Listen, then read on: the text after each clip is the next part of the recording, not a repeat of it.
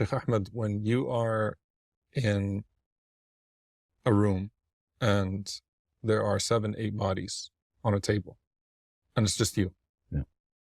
And it's completely quiet, but you know that there are 8 bodies, 8 souls, each one of them going through their own tribulation or reward at that moment. Tell me what's going through your mind, Sheikh, as you're sitting in that room with 8 bodies. SubhanAllah, Sheikh, the first thing goes through your mind is every single one of them has a family. Every single one of them has a blueprint, belonged to a certain house, had a certain life, ate certain foods, and they're all different ages. Everyone had a story, as they say, every one of those souls. As it moves forward and I find out, usually I know some of these people because they're from the community. And, you know, and you say to yourself, what are they, well, the thing I say, Sheikh, is what are they seeing? Where are they right now? We know roughly what we've been taught by the Prophet, by the soul. But to see the body there, lifeless, stretched on a table, it's the most reality that any living can see. Because once upon a time, especially if I've known them, I've seen them in the community, they were out and about. So what goes from my mind is, this is a reality, this is the ending. And very soon, they're not even going to be on that table anymore. They're going to be in a tomb in the ground, in the dirt. Yes. You do this for a living, you know, so how long, personal level, I remember the first time I was asked to come as an imam to wash the body. The brother had been found after 8 days, dead in his room. And just the smell of the body when I walked in, till today, I have not forgotten that smell. It's over 20 years ago. Yeah. And I still remember that smell from 20 years ago. Like if I smelled it today, even as I'm talking about it, I remember the smell. It's a unique smell. How do you convey that to someone? The smell of the dead, the look of the dead, what is that? Are there even any words that could convey that to someone? As you know, we're a jife, we're a corpse, and we will decompose. Any piece of meat, flesh, you leave it out there, it decomposes. We will decompose. You know, when you say this story, Sheikh, I remember back in 1996 when I was collecting dead bodies as a side job, first year finishing high school. I went and collected a refugee, an immigrant, who was just on a mattress in a unit in Parramatta, in a city suburb. When we went in there, we were called by the sheriffs because there was such a bad smell coming out. He'd been dead for about 6 to 7 weeks. When I went in there, obviously maggots is part of the process. It has to eat the body away. He had died of a heart attack, so he was on the ground with his hand like this. Next to him was a paper had fallen. That paper was saying that he was eligible now for Centrelink payments, which is government payments to help him survive. Allahu Akbar. He didn't even get those payments. He died reading that letter. When I opened his cupboard in the kitchen, it was a basic kitchen. He had a couple of cans of soup and, you know, a couple of consumable stuff like that. I'll never forget that smell. It was the first time I ever vomited. No, and, you know, on the other hand, 2 weeks ago, I had a brother who passed away in November of 2024. And he was under the guardian of the government. And the government does things slow, as you know. So when he did come to our attention, we went straight away and picked him up about 10 days ago. It was the second day of Ramadan. His finger was in Shahada still. I actually took a video of it. His finger was in Shahada. His face was still, his body was still very well, just the skin was starting to obviously dissolve. His face wasn't good, but everything was good because the face is the first part that decomposes. It's got the thinnest skin on it. And I just looked at that finger and I said, for 4 months now, you've held that finger in the same position. I couldn't even change it. And I thought, Allah preserves people. But again, Sheikh, it's a soul that is what matters. It reminds me, there's a moment with Umar ibn Abdul Aziz, rahimahullah. He was the Khalifa of the Muslims, and when Umar, radiallahu ta'ala anhu, assumed the Khilafah, he felt such an amana as the Khalifa of the Muslims that he relinquished the wealth of this world, that he changed, you know, physically changed. And one of his old friends had returned after a journey, Ka'b al-Quradi, and he looked at it. And when he saw him after that journey, he said, where's Umar ibn Abdul Aziz? And he genuinely could not recognize him. And Umar told him, I'm him. He thought he was like a servant or something like that. Yeah. And he said, would happen to you. And he said to him, تصوروا جسدي بعد 3 أيام في القبر. He said, if you think this is bad, then think of my body after 3 days in the grave. وقد تعفن وأكله الدود. After it has rotted and the maggots of the earth have consumed it. Like, if you think this is bad, then imagine me in the grave after 3 days. And subhanAllah, that's the reality here, is that these people did not focus on the embellishment of the body because they were focused on the enrichment of the soul. Yeah. And so they didn't see themselves as bodies with souls. They saw themselves as souls with bodies. And so you definitely see the difference with the righteous and these miracles that happened, subhanAllah, at the time of death, the shahada finger, and even at the point of death. You sometimes can visualize the hadith of the Prophet ﷺ, the soul leaving like a smooth drop of water. You can see it sometimes, right? I've seen it on videos. I've witnessed it with my own mum, Allah yarhamah. When it's not even people think it's because when something ends, it deflates, right? With the soul, it's different. It's a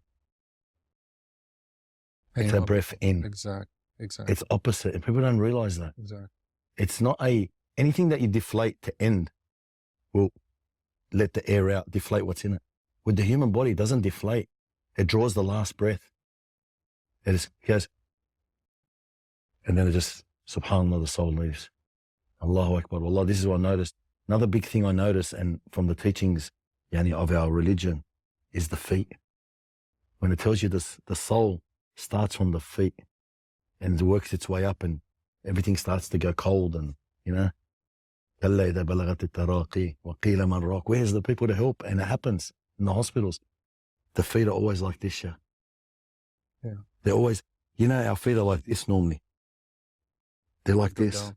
They're all down. Only ones it's not down on is the kids. With the children, it's still just a slight twitch, but nothing extreme like an adult.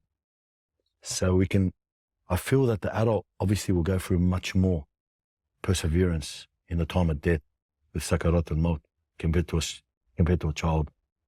I mean, the Prophet ﷺ mentioned that there's the inevitable squeeze of the grave, that even a child will have a squeeze, but the squeeze is not the same for everyone.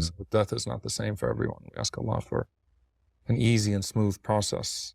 Allahumma ameen. Ameen. Sheikh Ahmed, how many bodies do you think you've washed in your life? Thousands. Any ballpark number?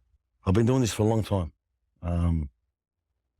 So if we're doing roughly 400 males a year, because there's females, let's say ball figure 400 a year over the last 15 years, thousands.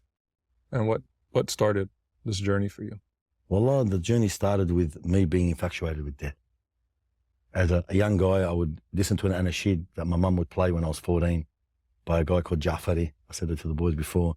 And he would say these words, جَئُوا مَعَكَ وَتَرَكُوكَ وَفِي التُّرَابِ دَفَنُوكَ وَلَوْ دَلُّوا مَعَكَ مَا نَفَعُوكَ وَلَا يَنْفَعُكَ الْآنَ إِلَّا اللَّهِ. And these words, they resonated with me. And these words obviously mean they came with you and they left you. And if they stayed with you, they would not have benefited you. Subhanallah, that to Allah you shall return. And the only one that benefits you now is Allah. Being 14, I didn't understand those words to the way I understand them now. But I used to hold my breath in bed and close my eyes and try to get my heart rate so slow that I felt like I was going through that process. That they had carried me, left me, and I'm by myself in a grave. And obviously we picture a grave being tight. And, as a Prophet ﷺ, it's the most horrific sight you could ever see. And that's what drew me. And the real first encounter practically was when I got my driver's license, P-plates, and I would drive to a job, and that job required me to go past the cemetery. I turned left one day and drove past that cemetery.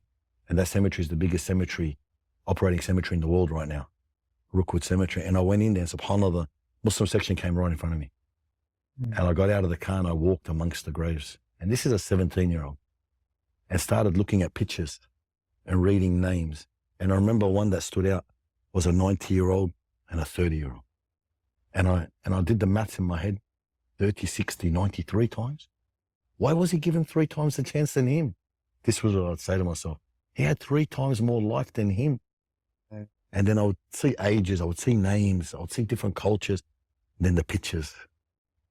The pictures on a grave are the happy pictures. Mm-hmm. The timers of a wedding of a happy moment in suits, looking at the camera, smiling. I'd look at those photos, analyze them, I'd say, at that time in his life, he was so happy. He never thought of death. He didn't think that whatever months or years later he would be picture on a headstone. And then subhanAllah, you know, I ended up buying a whippersnipper and cutting the grass in the cemetery by myself because I felt like it was such an untidy place, and being a Muslim, to the point where I got questioned by people of the cemetery coming to me, authorities saying, you know, who's telling you to do this? You know, are you here on work release? Like, are you a parole kind of, you know, jail person that's doing this? I said, no, I'm doing it myself. And they were like dumbfounded. Like, why would you be cutting grass and neatening up cemeteries, you know? And that was my first encounters in the cemetery. What was the first washing like for you? First washing was our neighbor. SubhanAllah, it was, I won't say his name. It's my father-in-law's neighbor. I was married at 18, so he would always be next door and sitting with the neighbor, and he'd always be drinking coffee. You know, the Middle Eastern thing, they sit on the veranda and have a coffee and that. And his name came up, and I went to pick him up. And I didn't, you know, subhanAllah, when someone is dead, and when you see them dead, but you know them when they're alive, they look different. You don't always can put the two together. It's a different look sometimes, especially when it's a scenario of a killing or a horrific sight. But when you know who it is and you go in there, oh yeah, that's such and such. Picked him up, took him back. When we washed him, back then I was the washing helper. I was 18 years old, so I used to help the old man. And I was like freaking out, like, man, I see this guy every night sitting on the veranda, having a coffee, talking loud, you know, engaging in everyday talk. I thought, man, he's dead. Like, is he really dead? And months passed and he was never on that veranda again. And that was freaky. That was just making me realize that it's true. It is real. This is not a movie. It's not science fiction. Okay.